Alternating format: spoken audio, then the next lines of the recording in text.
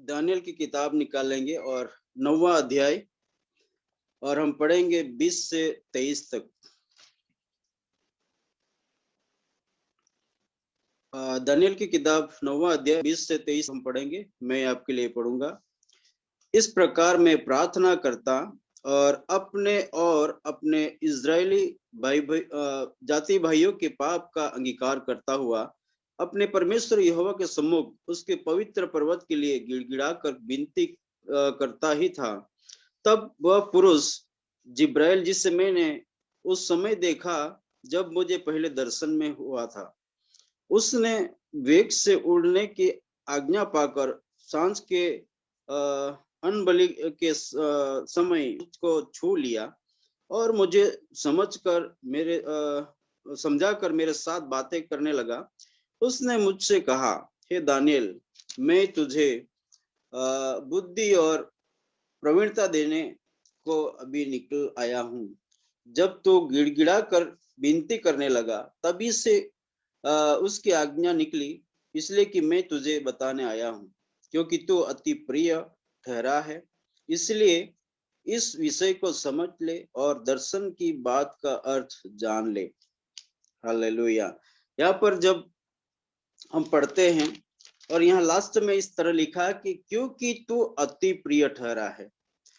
Daniel और उसके साथ और 3 लोग थे जो इजराइल में से बंधुआई में वहां का राजा बाबिल में लेके गया था, और बहुत सारे ऐसे जवान उनके साथ थे।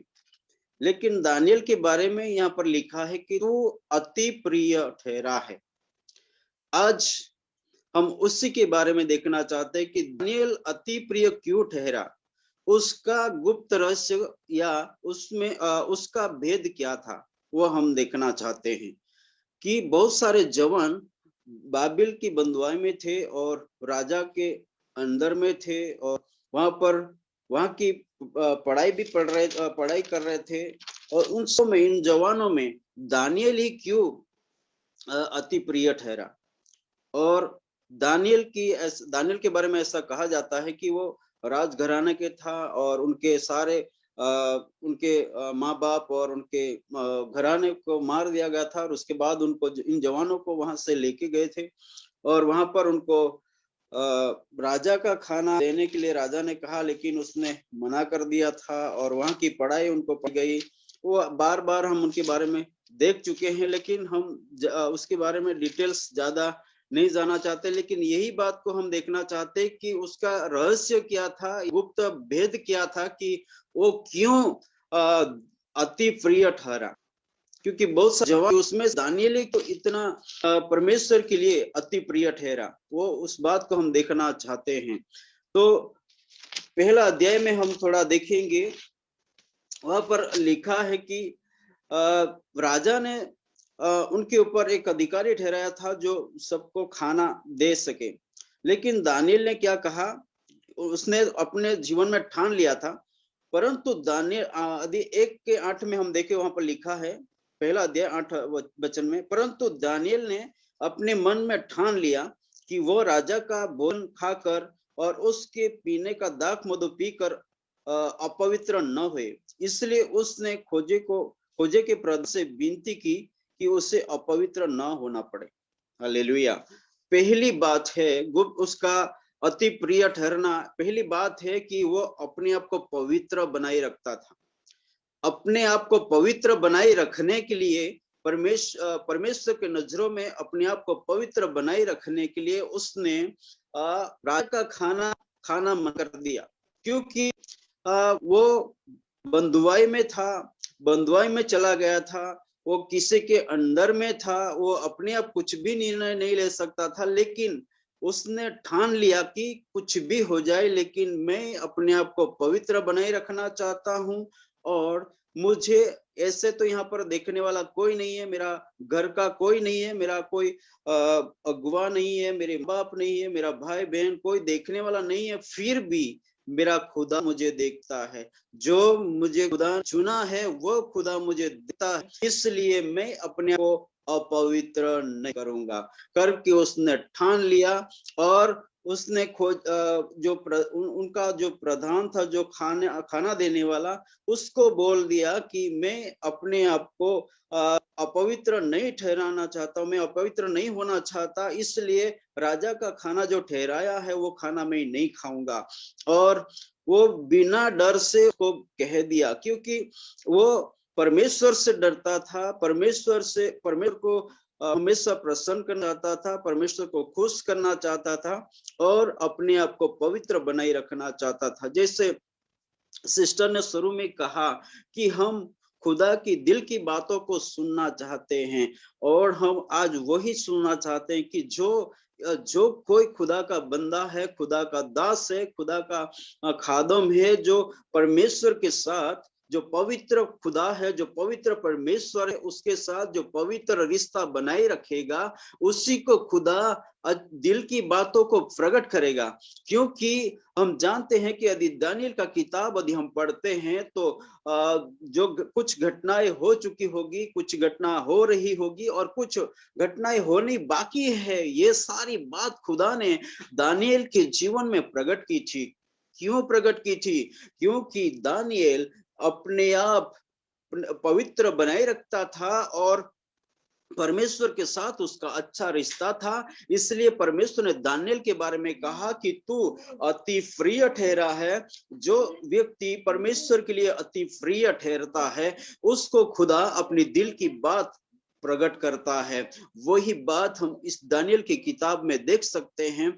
और फ्यूचर में, भविष्य में जो बातें होने वाली है, सारी बातें दानियल को बता दी थी। वो एक एक करके हम देखना नहीं चाहते हैं, लेकिन दानियल खुदा के लिए अति प्रिय इसलिए ठहरा कि वो अपने आप पवित्र बनाए रखना चाहता था। मेरे प्रियो, कोई गुलाम में चला जाए, किसी के अंदर में चला जाए, वो अपने आप को किसी भी तरह का वो डिसीजन नहीं ले सकता, निर्णय नहीं ले सकता। लेकिन उसने कुछ भी हो जाए, लेकिन उसने बोल दिया कि मैं राजा का भोजन खाकर अपने आप को अपवित्र नहीं करना चाहता। और उसके बाद जब वो खोजे को कहता है, तब वो क्या कहता है खोजा, कि परमेश्वर ने खोजे के प्रधान के मन में दानियल के प्रति कृपा और दया भर दी। आमीन, हालेलुया। क्योंकि दानियल ने खुदा को खुश करने के लिए, परमेश्वर को प्रसन्न करने के लिए, अपने आप को पवित्र बनाए रखने के लिए, क्योंकि दानियल को पहले से ही ऐसी शिक्षा मिली होगी, खुदा का वचन वो पहले से जानता होगा, और खुदा को पहले से इतना वो प्यार करने वाला, चाहने वाला जवान होगा। इसलिए वो अपने आप को पवित्र बनाए रखना चाहता है। और जैसे ही वो ऐसा डिसीजन लेता है अपने हृदय में, और वो बात मुंह से निकाल कर खोजे को कहता है, और खुदा वो बात को जान लेता है, और खुदा वो खोजे के मन में ऐसी बात, ऐसा उनके जीवन में काम करता है कि वो दानियल के प्रति कृपा और दया से भर जाता है। हालेलुया।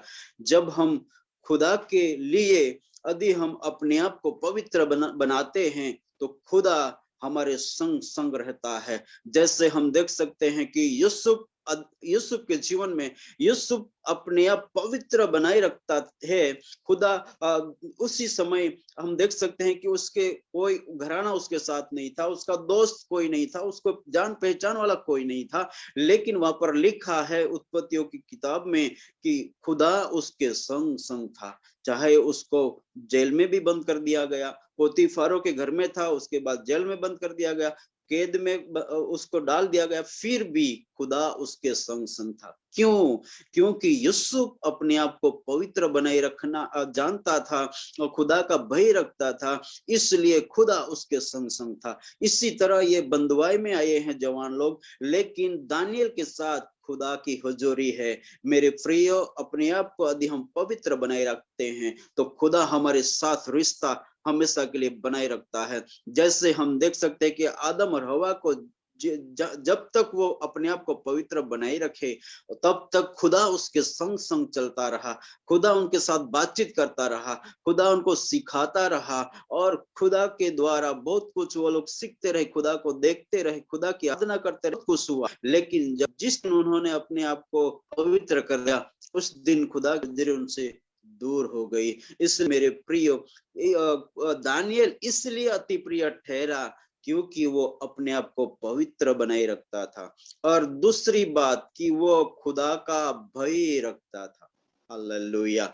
जो कोई इंसान खुदा का भय रखता है, उस वो खुदा के लिए बहुत ही अति प्रिय ठहरता है। वो खुदा के नजदीक में रहता है और खुदा की दिल की बातों को समझ पा है। खुदा खुदा अपनी दिल बातों को प्रकट करता है। वही बात दानियेल के जीवन में हम देख सकते हैं। मेरे प्रियो, दानियेल इस दुनिया में नहीं है, लेकिन जो घटनाएं होने वाली है, जो बातें होने वाली है, जो चीजें होने वाली है, वो खुदा ने सालों पहले दानियेल के जीवन में प्रकट कर दी थी। क्योंकि दानियेल खुदा के लिए अति प्रिय ठहरा था, इसलिए आज भी हम दानियेल की किताब पढ़ें तो कुछ बातें हो चुकी होगी, कुछ बातें हो रही होगी, कुछ बातें अभी भी बाकी है, लेकिन वो भविष्य की बातें भी खुदा ने उसको प्रकट कर दी। क्योंकि दानियेल खुदा के लिए अति प्रिय ठहरा था। उसका गुप्त रहस्य यह था कि वो पहली बात अपने आप को पवित्र बनाए रखना जानता था, पवित्र बनाए रखना चाहता था, वो अपने आप को पवित्र बनाए रखा था। और दूसरी बात कि वो खुदा का भय मानता था, वो खुदा का भय रखता था। हालेलुया। जो कोई व्यक्ति, जो कोई खुदा का खादम हो या खुदा का जन हो, वो यदि इस तरह से आपको बनाता है, उसके जीवन में खुदा अपनी दिल की बात को प्रकट करता है। हालेलुया। इसलिए यहाँ पर हम देख सकते हैं कि वो राजा का भय उसे नहीं लगा, लेकिन खुदा का भय उसे लगा। वो राजा से नहीं डरा, राजा के प्रधान से नहीं डरा। वो प्रधान तो और भी बात कहता है कि राजा स्वामी से मैं डरता हूँ, और मेरा स्वामी मेरा सर वो क्या बोलेंगे, फंदे पे भी लटका सकता है, मुझे मरवा भी सकता है। आपके बारे में यदि वो जान गया कि वो मेरा अधिकारी ऐसा ऐसा कर रहा है, जो मैंने खाना ठहरा था वो नहीं खिला रहा, दूसरा सिंपल खिला रहा है, ऐसा वो समझ गया, तो मेरी ड्यूटी भी जा सकती है, मुझे मरवा भी सकता है, मेरे साथ कुछ भी हो सकता है। वो जाता था, लेकिन खुद ने उसके उन्नत कर दी। मेरी दानियेल और राजा से नहीं डरा, वो प्रधान से डरा, लेकिन खुदा का भय रखता था। और हम तीसरी बात उसके जीवन में देख सकते हैं कि दानियेल ने जोखिम उठाया। क्या जोखिम उठाया? क्योंकि ऑलरेडी वो बंदुआई में था, गुलाम था, फिर भी उसने क्या किया कि राजा का खाना नहीं खाना, उसने डिसीजन लिया, निर्णय लिया।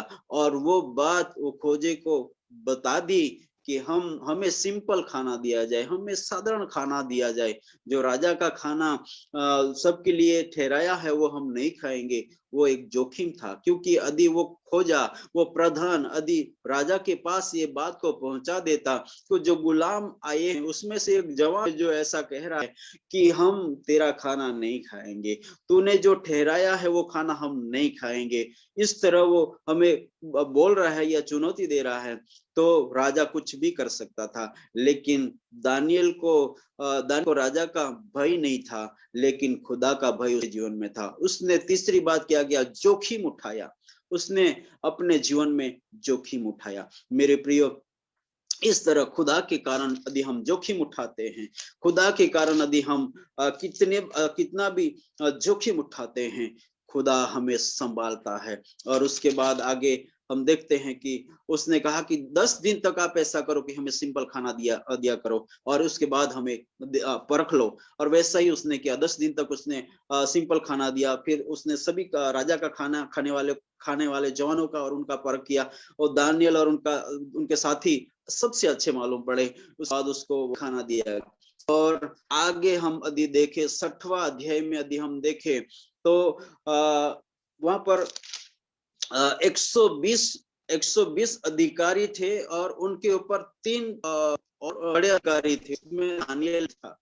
तो इन 120 अधिकारी ने उसके बारे में प्लानिंग किया, दानियेल के बारे में हमें कुछ ऐसी बात मिल जाए जो हम दानियेल को फंसा सके। लेकिन ऐसा लिखा है कि उन्होंने जांच किया। दानियेल भी एक अधिकारी था, लेकिन दानियेल का सभी काम परफेक्ट थे, सब कुछ अच्छे थे। वो एक वफादार अधिकारी था, उसके बारे में उन्होंने जांच पड़ताल की, लेकिन लिखा है कि वो विश्वास योग्य था। वो एक जो भी उसको काम दिया गया था वो राजा भी जानता था। राजा तो ऐसा भी सोच रहा था कि सबके ऊपर उसको ठहराऊंगा, लेकिन वो 120 अधिकारी थे, वो उनके बारे में कुछ प्लानिंग कर रहे थे। 6वां अध्याय 4 आयत हम पढ़े तो वहां पर लिखा है, तब अध्यक्ष और अधिपति राजकार्य के विषय में दानियेल के विरुद्ध दोष ढूंढने लगे, परंतु वो विश्वास योग्य रहा था और उसके काम में कोई भूल या दोष न निकला, और वे ऐसा कोई अपराध या दोष न पा सके। आमीन, हालेलुया। आज यदि दुनिया में आप देखो, आप किसी भी देश के बड़े अफसरों या नेताओं के जीवन में देखो, वो किसी न किसी तरह भ्रष्टाचार करेंगे ही करेंगे, वो कुछ न कुछ खा ही जाएंगे। लेकिन दानियेल के बारे में जांच किया गया, दानियेल के बारे में उन्होंने जांच किया, लेकिन कुछ भी गलत नहीं निकला। उसने कुछ भी गलत नहीं किया था, क्योंकि वो खुदा का चुना हुआ दास था, खादम था, सेवक था, और उसने खुदा का भय रखा था। इसलिए उसने किसी भी तरह का भ्रष्टाचार नहीं किया था, और उनको कुछ भी उसके बारे में नहीं मिला। मेरे प्रियो, वो 120 जो अधिकारी लोग थे, 120 प्रांत के जो अधिकारी थे, उनके ऊपर 3 लोग थे, उसमें दानियेल भी था। दानियेल की भी बड़ी जिम्मेदारी थी, लेकिन उसका जो जांच किया गया तो सब कुछ परफेक्ट निकला, सही निकला। इसलिए वो भ्रष्टाचार करने वाला नहीं था, वो किसी भी तरह का भ्रष्टाचार करने वाला नहीं था, किसी भी तो में उसकी लाल नहीं थी।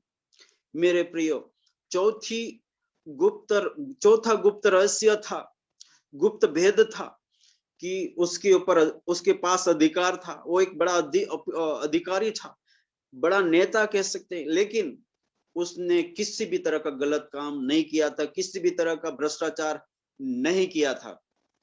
यदि इस दुनिया में हम देखें तो कोई भी ऐसा हमें नेता नहीं मिलेगा, ऐसा अधिकारी नहीं मिलेगा, लेकिन दानियेल ऐसा निकला जो भ्रष्टाचार उसने नहीं किया था। वो एक दानियेल खुदा की नजरों में अति प्रिय इसलिए ठहरा कि वो किसी भी तरह का लालच नहीं करता था, किसी भी तरह का गलत काम उसने नहीं किया, और उसमें उसकी कोई ऐसी बात नहीं निकली। तो उन्होंने क्या बनाया कि हम ऐसा काम करते हैं, 30 दिन तक अपने राजा की आराधना करें, और राजा को ही प्रार्थना करना, उसके सिवाय किसी की आराधना नहीं करना। यदि कोई ऐसा करते मालूम पड़ गया तो उसको सिंह के बिल में मांद में डाल दिया जाए।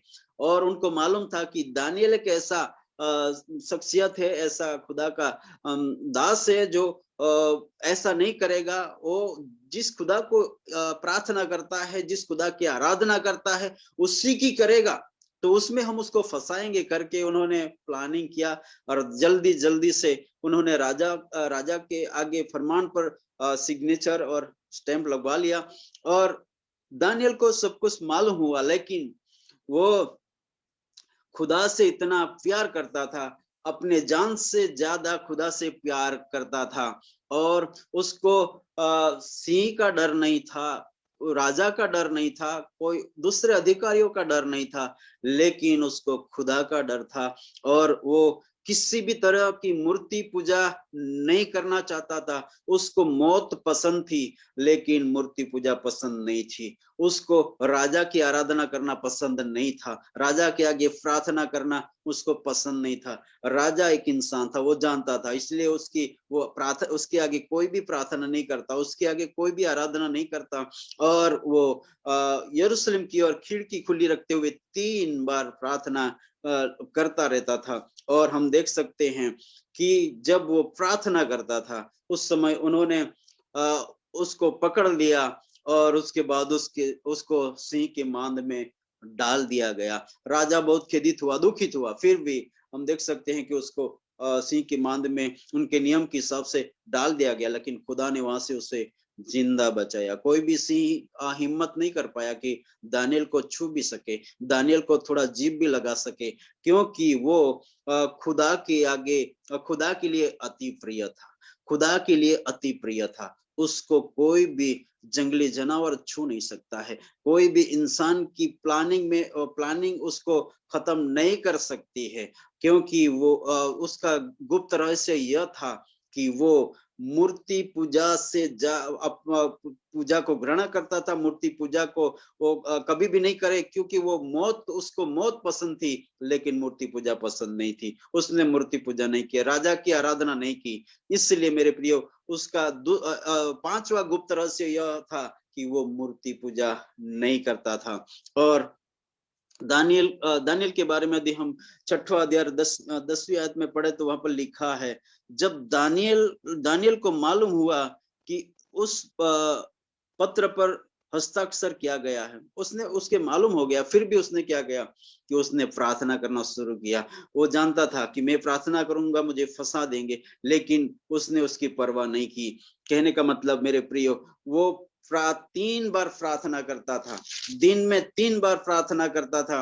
आज हमारे लोगों को एक बार प्रार्थना करने के लिए टाइम नहीं मिलता है, एक बार प्रार्थना करने के लिए समय नहीं मिलता है, 5 मिनट के लिए समय नहीं मिलता है, 10 मिनट के लिए समय नहीं मिलता है, आधे घंटे के लिए लोगों को समय नहीं है। दूसरी बातों के लिए बहुत सारा समय होता है, दूसरे काम करने के लिए, दूसरा कामों के लिए बहुत सारा टाइम होता है। प्रार्थना के लिए, खुदा के साथ बातचीत करने के लिए टाइम नहीं होता है। लेकिन दानियल 3 बार प्रार्थना करता था। वो बंधुआई में भी था, वो गुलाम भी था, वहां पर एक अधिकारी के रूप में उसके पास बहुत बड़ी जिम्मेवारी भी थी, फिर वो 3 बार प्रार्थना करता था। मेरे प्रियो, आज ऐसे इस दुनिया में बहुत सारे कम लोग हैं जो बड़े अधिकारी होने के बावजूद भी खुदा के साथ बातचीत करते हो, खुदा के साथ समय बिताते हो। लेकिन दानियल ऐसा शख्सियत था, दानियल ऐसा खुदा का खादम था जो 3 बार प्रार्थना करता था। और मेरे प्रियो, यही एक गुप्त रहस्य, गुप्त भेद था कि खुदा के लिए वो अति प्रिय था। जो शख्सियत, जो कोई हमारे में से भी जो खुदा के साथ ज्यादा समय बिताता है, ज्यादा बातचीत करता है, उसकी बातों को खुदा सुनता है और खुदा की दिल की बात को उनके जीवन में प्रकट भी करता है। इसलिए मेरे प्रियो, हमें एक ऐसी आदत बनानी है, ऐसी हैबिट बनी है कि हमें खुदा के साथ हमेशा बातचीत करते रहने की जरूरत। हमें जब भी समय मिलता है, हमें खुदा के साथ समय बिताने की जरूरत है, खुदा के आगे हमें प्रार्थना करने की जरूरत है, घुटनों के बल पर प्रार्थना करने की जरूरत है। क्योंकि ये दानियल भी वही करता था कि घुटनों के बल पर गिरकर 3 बार प्रार्थना करता था। वहां पर लिखा है कि उसको मालूम हो गया, फिर भी वो क्या करता है कि और अपनी रीति के अनुसार जैसा वह दिन में 3 बार अपने परमेश्वर के सामने घुटने टेक कर प्रार्थना और धन्यवाद करता था, वैसा ही तब भी करता रहा। मेरे प्रिय, उसको पता चल गया कि ऐसा ऐसा है कि 30 दिन तक खुदा उनके राजा के सिवा किसी की आराधना नहीं करना है।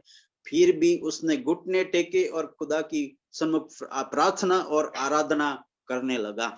मेरे प्रियो, आपको और मुझे भी वही करना चाहिए कि हमें भी खुदा के आगे घुटना टेकना है, किसी इंसान के आगे नहीं, किसी राजा के आगे नहीं, लेकिन खुदा के आगे हमें घुटने टेकने की जरूरत है। और इसलिए दानियल खुदा के लिए अति प्रिय शख्सियत था, इसलिए खुदा ने उसको दिल की बातें उनके जीवन में प्रकट की थी। और यदि आगे हम देखें तो 9 अध्याय हम पर पढ़ा, वहां पर लिखा है 20वीं आयत में, 9वां अध्याय 20वीं आयत में, इस प्रकार में प्रार्थना करता और अपने इजरायली भाइयों के जाति भाइयों के पाप का अंगीकार करता हुआ अपने परमेश्वर यहोवा के सम्मुख उसके पवित्र पर्वत के लिए गिड़गिड़ा कर विनती करता ही था। मतलब वो पश्चाताप भी करता था, अपने भाइयों के पाप वो जानता था, वो अपने भाइयों के पाप खुदा के आगे प्रकट करता था कि मेरे भाई लोग ये पाप करे परमेश्वर, और उनके लिए मैं क्षमा चाहता हूँ, उनके लिए मैं माफी चाहता हूँ। ऐसा करके वो पश्चाताप कर रहा था। वो बंधुआई में भी था, फिर भी वो वहां जाकर भी बाबिल में भी वो क्या करता था, खुदा के आगे अपने भाइयों के पाप को खुदा के आगे मान रहा था, अंगीकार कर रहा था। आज आप और मैं क्या ऐसी हम पश्चाताप की प्रार्थना कर रहे क्या हम खुदा के आगे ऐसे पश्चाताप करते हैं क्या? हमें पश्चाताप करने की जरूरत है। बहुत बार ऐसा होता है कि अपना पति कुछ ऐसा कर रहा है, फिर भी अपनी पत्नियां क्या करती है कि अपने पति के बारे में अच्छा ही बोलती है। बहुत बार अपने पति लोग क्या करते हैं, पत्नी कुछ अलग कुछ नहीं करना करती होगी तो भी पति के बारे में वो लोग अच्छा ही बोलते हैं। कुछ माता पिता ऐसे होते हैं जो अपने बच्चे लोग गलती करते होंगे फिर भी अपने बच्चों की प्रशंसा ही करते हैं, अपने बेटे बेटियों की प्रशंसा ही करते हैं, लेकिन पश्चाताप नहीं करते हैं। लेकिन दानियल दुआई में जाकर भी अपने भाइयों के प्रति वो पश्चाताप कर रहा था, पापों की कबूलात कर रहा था, पापों की अंगीकार कर रहा था। मेरे प्रियो, आज आपकी और मेरे जिम्मेवारी है कि हमारे घर के लोगों के लिए, हमारे बच्चों के लिए, हमारे भाई बहनों के लिए, हमारे पड़ोसियों के लिए, हमारे जाति भाइयों के लिए, हमारे मुल्क के लोगों के लिए हमें खुदा के आगे पश्चाताप करने की जरूरत है। हमारे भाई पापों को खुदा के लाने की जरूरत और पश्चाताप करने की जरूरत है। वो दानियल भी वैसे कर रहा था और वो इसलिए खुदा के आगे अति प्रिय ठहरा क्योंकि वो पश्चाताप करने वाला था। वो प्रार्थना तो करता था, दुआ तो करता था, लेकिन पश्चाताप भी करता था। आज आपको और मुझे भी रिपेंट करने की जरूरत है, पश्चाताप करने की जरूरत है। खुदा के हमें पश्चाताप वाला हृदय मांगने की जरूरत है ताकि हम रो रो कर दुआ करें। क्योंकि वहां पर लिखा है कि वो गिड़गिड़ा रहा था, मतलब वो हृदय से भर चुका था। वो अपना दिल टूटे हुए मन से खुदा के आगे गिड़गिड़ा रहा था। और वो परमेश्वर के आगे गिड़ा रहा था अपने भाइयों के लिए, अपने जाति भाइयों के लिए। आपको और मुझे भी वही करने की आवश्यकता है। लेकिन बहुत बार ऐसा होता है कि हम लोग ऐसा नहीं करते हैं, लेकिन हमें दानियल के समान ऐसा करने की जरूरत है ताकि खुदा हमारे लोगों की जिंदगी को बचाने पाए, हमारे लोगों के प्रति खुदा अपना प्रेम जताने पाए। मेरे प्रियो, और आगे लिखा है कि वो खुदा के आगे यदि हम 10वां अध्याय और 12वीं आयत पढ़ेंगे, वहां पर लिखा है कि 10वां अध्याय 12वीं आयत में लिखा है इस तरह कि फिर उसने मुझसे कहा, हे दानियल, मत डर, क्योंकि पहले ही दिन से जब तूने समझने बुझने के लिए मन लगाया और अपने परमेश्वर के सामने अपने को दीन किया, उसी दिन तेरे वचन सुने गए और मैंने तेरे वचनों के कारण आ गया हूं। हालेलुया।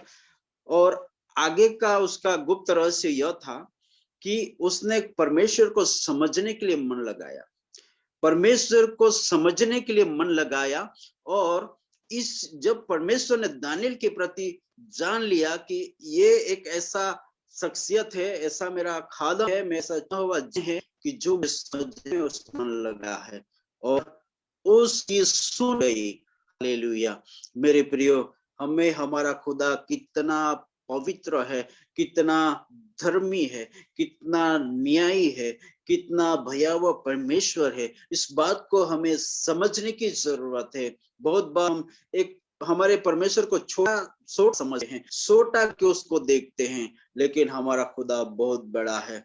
स्वर्ग उसका सिंहासन है, पृथ्वी उसका फयासन है। उसको हमें आदर देने की जरूरत है, उसको समझने की जरूरत है कि हमारा खुदा कितना बड़ा है। जब हम दानियल के समान उसको समझने में मन लगाएंगे, हमारी सुनी जाएगी। और आगे लिखा है कि दानियल अपने आप को दीन कर दिया। नम्रता बहुत जरूरी है, नम्रता हर एक को जरूरी। पुराने नियम में हम मूसा के बारे में लिखा है कि मूसा बहुत ही दीन था। यीशु मसीह के बारे में नए नियम में हम देखते हैं कि यीशु मसीह दीन था, नम्र था।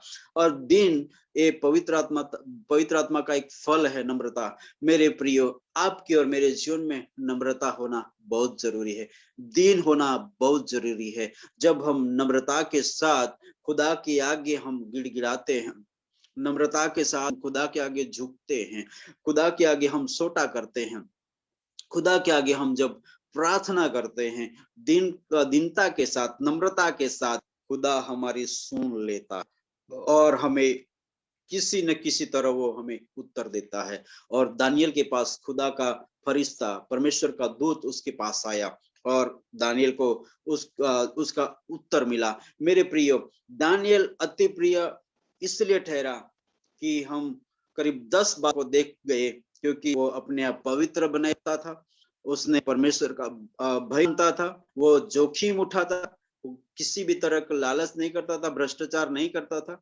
मूर्ति पूजा को वो घृणा करता था, मूर्ति पूजा से ज्यादा अपनी जान को वो गंवाने चाहता, लेकिन वो मूर्ति पूजा नहीं करना चाहता। प्रार्थना समय बीतता था, लोगों के पापों का बुलात करता था, अंगीकार करता, पश्चाताप करता था और गिड़गिड़ा कर लोगों के लिए विनती करता था। और खुदा के आगे, खुदा को समझने में उसने मन लगाया था, अपने आप को उसने दीन कर दिया था। इसलिए खुदा ने खुदा की दिल की बात दानियल के जीवन में प्रकट की थी। मेरे प्रियो, आज आपको और मुझे भी दानियल के समान करने की जरूरत है, ताकि हम भी खुदा की बात को जान पाएंगे। खुदा आपको और मुझे उसकी दिल बातों को प्रकट करेगा।